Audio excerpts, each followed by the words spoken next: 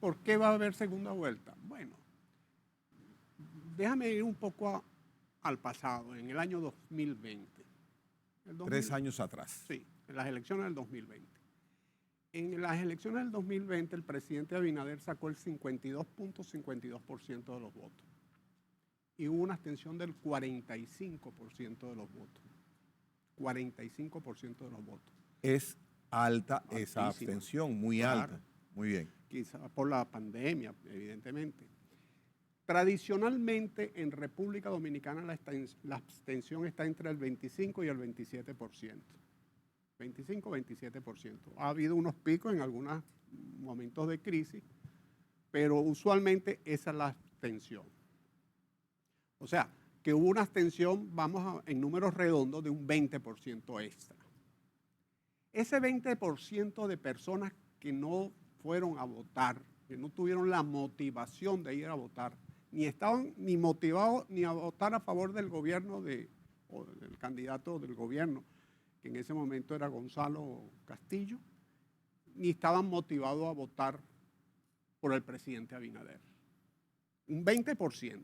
Entonces, tú tienes allí un 20% de la población que tú no sabes históricamente por dónde va a ir. El presidente sacó el 52.52 del 55% de los votos, que viene siendo un 27% de la votación. Oh, ya. Es un 27% de la votación, que eso en la gobernabilidad le ha pesado. Le ha pesado. Porque si a ver vamos, la persona que no va a votar, por lo que sea, se monta en una guagua, va al mercado, va al colmado, va a la medicina, va a la ferretería, etc. Es población que está allí.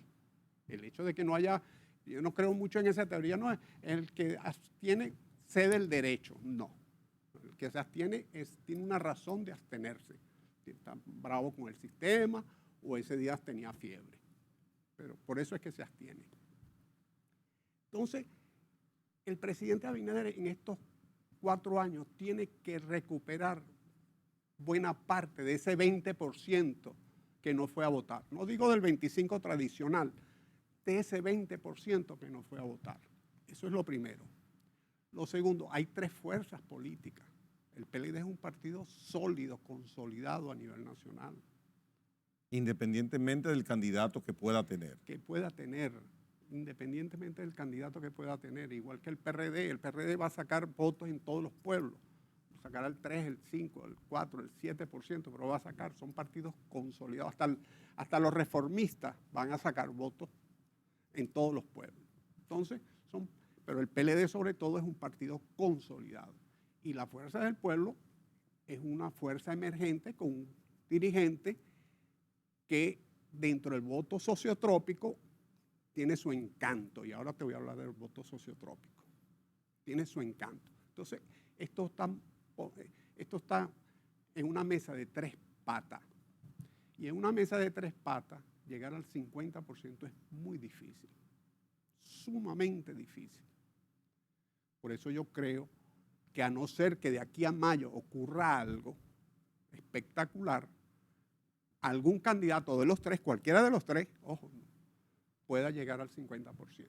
Así como mencionas ese 20% que no asistió, adicional al que no asiste, y que tiene el presidente Abinader, hablando del caso del presidente Abinader, su candidatura, tratar de conquistar la mayoría de ese voto, hay un voto que me gustaría hable sobre él, si estás de acuerdo con la teoría de que en el 2020 hubo una ola a favor de y en contra de. ¿Estás? Sí, claro. Muy bien. La marcha verde. Muy bien. Entonces, esa ola tiene un porcentaje de votos elemental que no necesariamente era o es de Luis Abinader y el PRM, sino que se fueron hacia él esquivando a. Entonces, también se debe contar, el presidente Abinader debe contar con tratar de mantener ese voto de ola y buscar la mayoría de los votos que pueda en ese 20% adicional que no fue a votar. Mejor no lo puedo decir yo. Ah, bueno, gracias.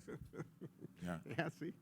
porque las elecciones del 2020 se dio unas circunstancias que quizás no se repiten. Había una sociedad civil en la calle. Recuérdate que la cantidad de velas que colocaron cerca del Congreso Nacional en todas las avenidas, con marchas, las marchas que estaban en la Plaza de la Bandera. Los cacerolazos. Los cacerolazos. Una sociedad civil activa, que no sé si esta vez va a estar esa sociedad civil activa y si va a estar a favor del presidente Abinader. Son dos cosas distintas. Luego se dividió el PLD.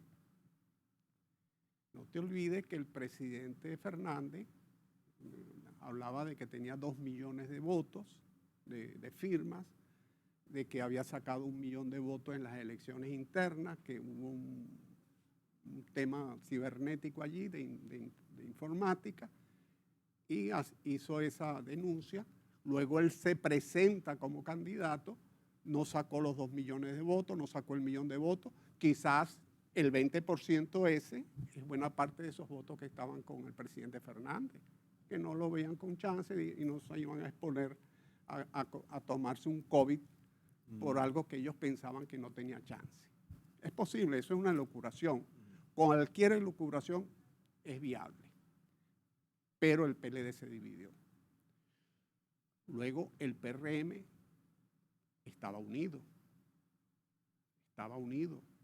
tanto el presidente Hipólito Mejía como el candidato Abinader hicieron una buena yunta, hicieron una buena llave y estaban unidos.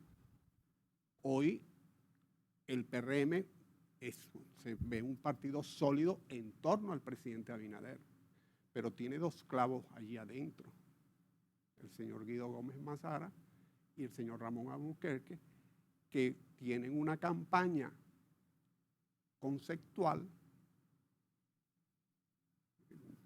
de análisis enfrentando al gobierno, que esas campañas pesan mucho en la clase media.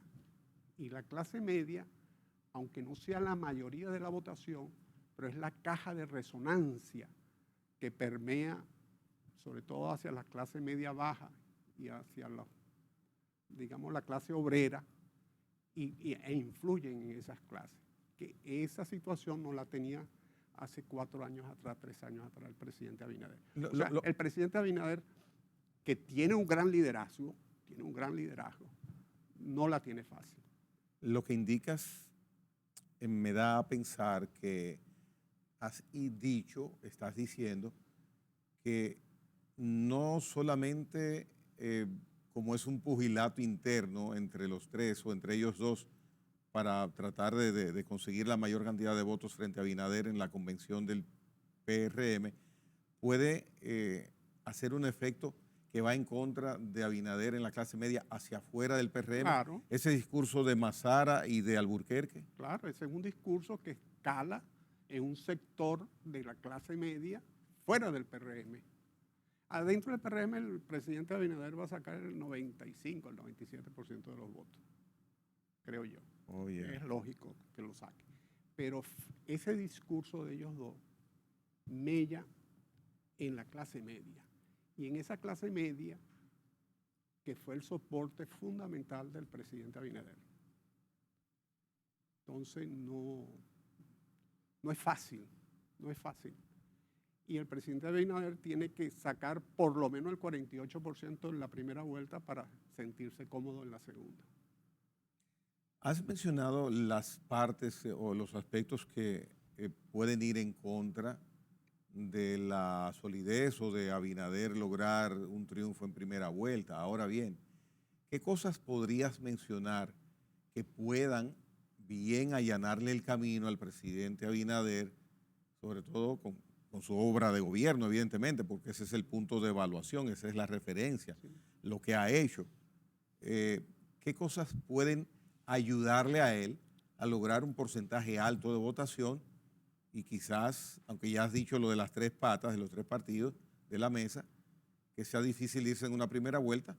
Sin embargo, elementos positivos hacia él que le favorezcan en mayo 19 del 2024. Bueno, este gobierno se muestra como un gobierno decente, sin problemas de corrupción fuertes. Sí los ha tenido sus denuncias, pero no han sido,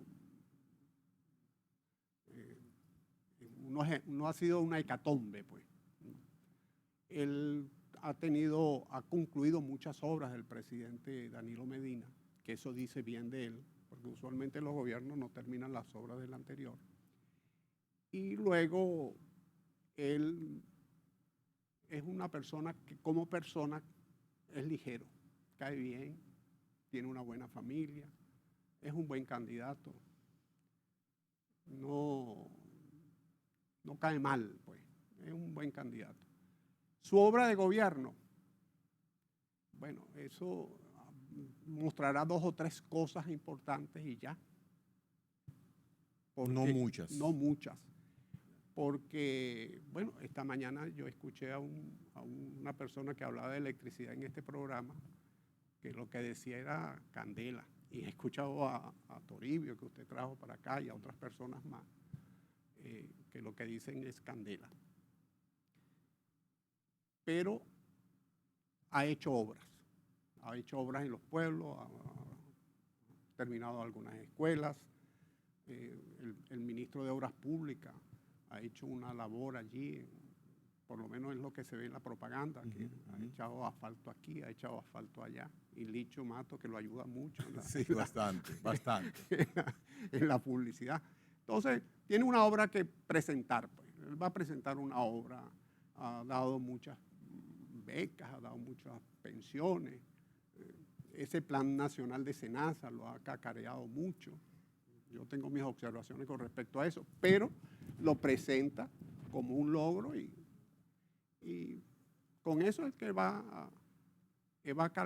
a cargar con eso. Y él tiene una ventaja, que se enfrenta a un PLD que está golpeado con todos los casos que le han sacado, y el propio presidente Fernández, que tiene una buena aceptación, pero también tiene personas que no le gustan. Bien, vamos a hablar de esos aspectos de la oposición luego de la pausa, y también quiero que hablemos, terminando con la parte que tiene que ver del presidente Abinader y su gestión de gobierno, de la situación económica de República Dominicana, que eso es un factor importante en cada elección. Cada 4 años el factor económico influye de una u otra manera cuando uno va y deposita un voto a favor de o en contra de algunas veces.